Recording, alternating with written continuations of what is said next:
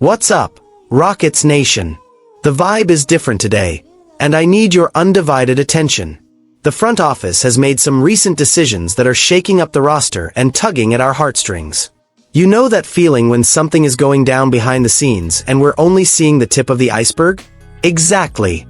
We've got movement involving a loyal veteran who's been with us since the Harden era, and another piece that showed massive promise in the preseason. Are we wasting talent, or are we just tightening the rotation for a playoff push? You are not going to believe what we've got today. So sit back, smash that like button, and let's dive right into it. When we look at the current roster, stacked with rising young stars and high-priced veterans, it's way too easy to forget who was there grinding in the trenches when everything fell apart. I'm talking about pure loyalty, that rare player who saw the James Harden era end, who played alongside Clint Capella, and who, even amidst the absolute chaos of a painful rebuild, wore the jersey with a level of hustle that won us all over. He was a true find by our GM Raphael Stone, a diamond in the rough that nobody else in the league wanted, coming from overseas to silence the critics and lock down a spot on the all-rookie first team right out of the gate. But time in the NBA is ruthless, and gratitude often takes a back seat to the cold reality of the business and the tactical evolution of the game. It hurts to admit, but the space for this warrior, who always played way bigger than his 6'4" frame, has simply vanished under the strict command of Ime Udoka. We're talking about someone who was once an absolute starter and a key piece, but this season found himself glued to the bench, watching entire games without even taking off his warm-ups, averaging a measly 5 minutes when he was lucky enough to hit the floor. The news that dropped like a bomb this Saturday confirmed what many of us feared deep down but didn't want to accept. The Houston Rockets have officially assigned Tate to the Rio Grande Valley Vipers, our G League affiliate. Yes, Rockets fans, you heard that right. That same Tate who dazzled the crowd with his suffocating defense, who looked like a human bowling ball knocking down giants in the paint, is now going to have to find his rhythm in the developmental league. And don't think for a second that this is disciplinary. The naked truth is that our wing depth has simply become too profound, and competence has a price. With the inexhaustible energy of Tari Eason, the elite defensive versatility of Amen Thompson, and the intimidating physical presence of Dylan Brooks, the rotations got way too tight. Tate, who was always our Swiss Army knife, capable of dishing out underrated assists as a point forward, ended up being the odd man out on Udoka's chessboard. He didn't play a single minute in Friday's tough loss to the Nuggets, marking the third time in just 6 games he hasn't even stepped on the court to compete. This move is strategic, sure, but it leaves a bitter aftertaste. The Rockets re-signed him this past off-season to a veteran minimum deal, around $2.6 million, valuing his vital leadership in the locker room. But ballers need to compete. They need to play. Sending him to the Vipers allows him to run, break a sweat, and maintain his physical conditioning, because sitting on the bench rusts even the most dedicated athletes. The injuries he suffered in 2022 and 2023 also took a toll on his mobility. Now, the question hammering in our heads and sparking debate is this just a temporary adjustment for him to get reps, or are we seeing the final days of Tate in a Rockets uniform? Seeing a guy who bled for this team during the rebuild get demoted hurts the soul, but it shows the team's level has raised and nobody's spot is guaranteed. But if you think that was the only controversial front office decision involving players the fans learned to love recently, hold your emotions and don't go anywhere. Because what happened to one of our biggest preseason prospects is even more intriguing and raises serious doubts about our bench planning.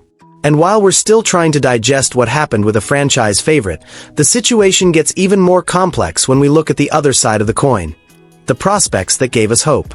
Every passionate fan knows that the preseason is fertile ground for wonderful illusions. It's that magical time when we fall in love with undrafted players, with stories of overcoming the odds, or guys who were forgotten by the league and suddenly look like the reincarnation of a legend. Who here doesn't remember the undersized Chris Clemens, who set the Nets on fire in the Summer League and made us dream, even if he didn't have space in the regular rotation later? We love a Cinderella story.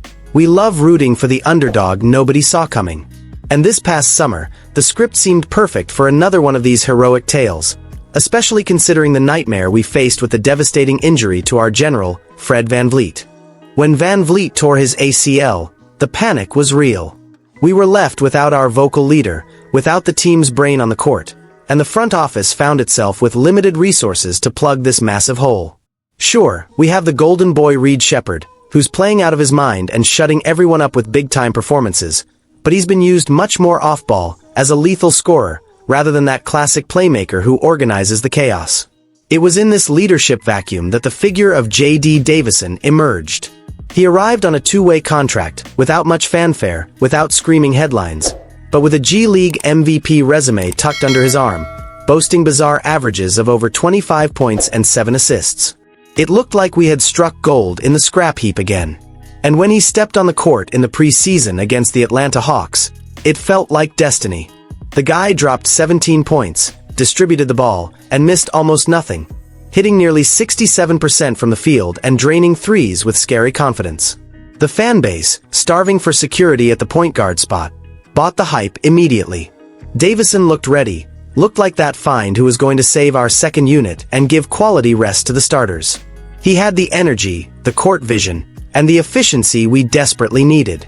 But the NBA, my friends, is an expectation grinder. The reality of the regular season hit hard, and instead of seeing Davidson commanding the offense, we saw him rotting at the end of the bench. It was just 5 games, with a laughable average of 5 minutes, where he barely had time to sweat or show that talent we saw months ago. The coaching staff seemed reluctant, and on Saturday, the confirmation came like a cold shower. J.D. Davidson was also shipped off to the Rio Grande Valley Vipers. This decision raises a giant red flag about our planning. If we have a need at point guard due to Van Vliet's absence, why not give a real shot to the kid who proved he has talent? Sending him to the G League now feels like a waste of an asset that could be evolving in the fire of NBA battle. Are we prioritizing short rotations too much, or does Udoka simply not trust young guys who aren't elite? Seeing both Tate and Davidson sent to the development league on the same weekend suggests a cleanup or a silent reformulation that nobody is explaining properly. And this leaves me with a nagging suspicion about what's really happening in those closed practices we don't see. These 2 exits open spots, change the bench dynamic, and put absurd pressure on the shoulders of those who remain. Are we stretching the rope too thin with the starters? Looking at the big picture, sending Tate and Davidson to the G League on the same weekend is a brutal message from Udoka. The bar has been raised, and there's no room for nostalgia or uncertain bets. But are we risking too much by gambling with our depth in a season already complicated by Van Vliet's injury? The rotation has shortened, and the margin for error has hit 0. Now I want to hear from you. Is this cleaning house the winning mentality we needed, or a gigantic strategic mistake that's going to burn out the starters before the playoffs? Comment below.